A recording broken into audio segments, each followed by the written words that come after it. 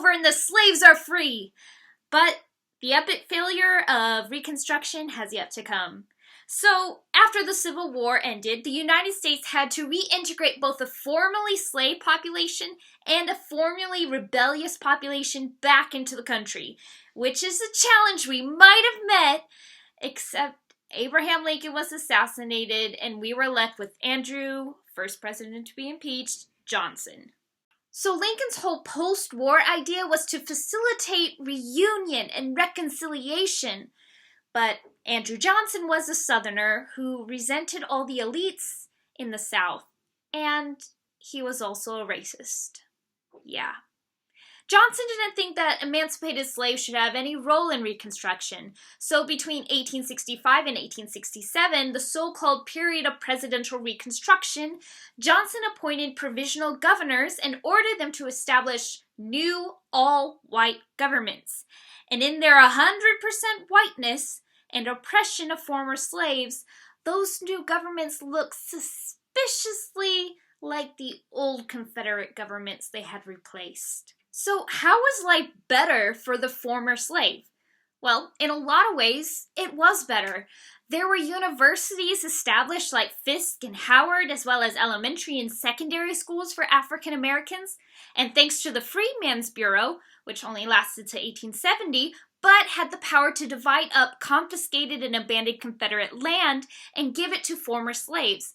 And this was very important because to most slaves, land ownership was the key to freedom, and many felt like they'd been promised land by the Union Army. Like General Sherman promised to distribute land in 40-acre plots to former slaves. But that didn't happen. Thanks, John Wilkes Booth. Instead, President Johnson ordered all land returned to its former owners. So the South ended up with the same people owning the same land. And in the end, we ended up with sharecropping.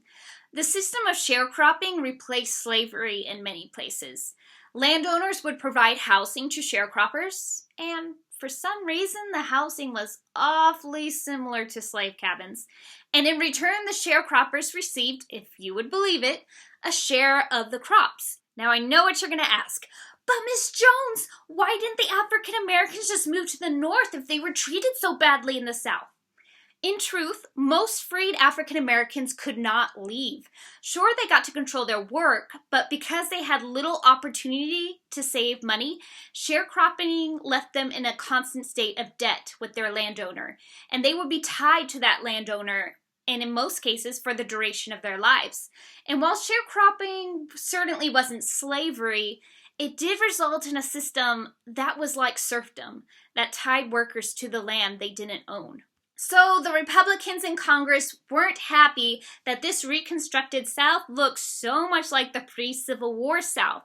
So they took the lead in Reconstruction after 1867. Radical Republicans felt the war had been fought for equal rights and wanted to see the powers of the national government expanded. The leader of the Radical Republicans, Thaddeus Stevens, don't let his picture scare you, he is what we classify as a good guy in history, wanted to take away land from the Southern planters and give it to former slaves. But others felt that was a little too extreme. But the Radical Republicans were able to pass the Civil Rights Bill, which defined persons born in the United States as citizens and established nationwide equality before the law, regardless of race. Andrew Johnson immediately vetoed the law, claiming that trying to protect the rights of African Americans amounted to discrimination against white people, which so infuriated Republicans that Congress did something it had never done before in all American history. They overrode the president's veto with a 2/3 majority, and the Civil Rights Act became law. Then Congress amended the Constitution with the 14th Amendment, which defines citizenship, guarantees equal protection regardless of your race. Hallelujah! So in 1868, Andrew Johnson, let's just say he's no Abraham Lincoln, had no chance of being elected again. And sure enough, he didn't win. Instead, the 1868 election was won by a Republican, a man we all know, Ulysses S. Grant. Hey Grant, I'm glad you're still in the story here. The radical Republicans were not finished with making history. They were preparing the 15th Amendment. You see, Grant's victory was a little too close to call for them, and they had the notion, hey, we would sure win more elections if black people could vote, which you hear Republicans saying all the time today. So they pushed for the 15th Amendment, which prohibited states from denying men the right to vote based on race. Sorry, ladies, we still got a few decades to go. Unfortunately, the 15th Amendment failed to be clear, so Southern states found a lot of leeway when it came to denying African American men their right to vote. For example, they made it a qualification that your grandfather had to be a registered voter to be allowed to vote. But their family had been enslaved for the last 200 years. Of course they weren't registered. Oh, and you also had to be able to read whatever they asked you to flawlessly. But 3 years ago, they would have been punished if someone caught them singing their ABCs. Despite the bigotry, the 14th and 15th Amendments still allowed former slaves to begin to legally exercise their rights. They participated in the political process by voting in elections and holding office. Most African Americans were Republican at the time, and because they could vote and were a large part of the population, the Republican Party came to dominate politics in the South, just like today, except totally different. Now let's talk about carpetbaggers and scallywags. Two groups of people that should have more honorable names to go with them than what history has labeled them. Scallywags were Southerners who helped Union soldiers during the war and always remained loyal to the Union. Carpetbaggers were those who came from the North to the South to help it rebuild. Many were teachers who volunteered to teach in the new schools for black children.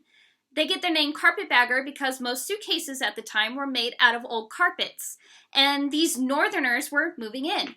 But for years, their legacy has been ridiculed as a result of scorned ex-Confederates attempting to rewrite history. Carpetbaggers were seen as opportunists seeking to get rich on the South's misfortune, and scallywags were despised even more as they were seen as traitors. Now, there were about 2,000 African Americans who held office during Reconstruction. For example, Pinckney Pinchback, who from 1872 to 1873, very briefly served in Louisiana as America's first black governor, and went on to be a senator and a member of the House of Representatives. The second African-American governor, Douglas Wilde of Virginia, was elected in 1989. 1989? What happened? Reconstruction came to an end because things like schools and road repair cost money, which meant taxes, which made Republican governments very unpopular, and us Americans hate taxes.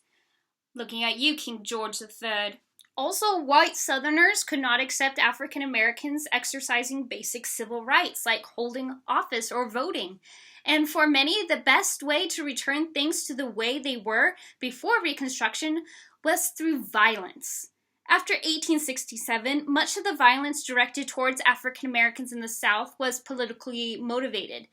The Ku Klux Klan was founded in 1866, and it quickly became a terrorist organization, targeting Republicans, both black and white, beating and murdering women and men in order to intimidate and keep them from voting. I wish I could say the KKK's actions were a fleeting moment in history, but this terrorist organization still exists today. So between intimidation and emerging discriminatory voting laws, fewer black men voted, which allowed white Democrats to take control of state governments in the South. Reconstruction came to an end in 1877 with the election of Rutherford B. Hayes.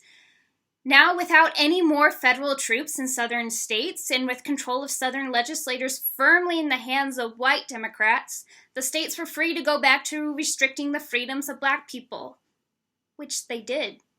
Legislators passed Jim Crow laws that limited African Americans' access to public accommodations and legal protections. States passed laws that took away black people's right to vote. So even though I say Reconstruction ended in 1877, clearly equality is but a far-off dream. I would argue that true Reconstruction lasted for over 100 years. that it is until the civil rights movement of the 1950s and 1960s do we see the rights guaranteed with the 14th and 15th Amendment begin to be enforced. Is black as my skin. There's a light burning bright, showing me the way. But I know